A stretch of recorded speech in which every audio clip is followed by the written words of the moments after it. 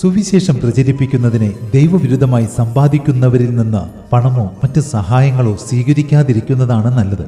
കാരണം മദ്യവ്യവസായിയുടെ പക്കൽ നിന്ന് സാമ്പത്തിക സഹായം സ്വീകരിച്ചാൽ പിന്നെ മദ്യപാനി സ്വർഗരാജ്യം അവകാശമാക്കുകയില്ല എന്ന് ആ മനുഷ്യനോട് പറയാനാവില്ല. അതുപോലെ കൈക്കൂലി വാങ്ങുന്ന വ്യക്തിയിൽ നിന്ന് സാമ്പത്തിക സഹായം സ്വീകരിക്കുകയാണെങ്കിൽ കോഴ ജ്ഞാനിയെ പൊട്ടനാക്കുന്നു എന്ന വചനം പിന്നീട് ആ മനുഷ്യനോട് പറയാനാവുമോ?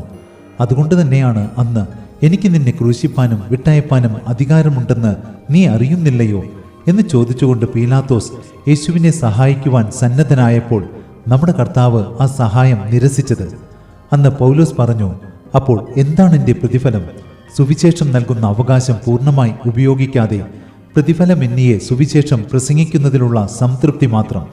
അതെ, ഈ മനോഭാവത്തോടെ സുവിശേഷം പ്രചരിപ്പിക്കുന്നതാണ് ഏറ്റവും ഉത്തമമെന്ന് തോന്നുന്നു.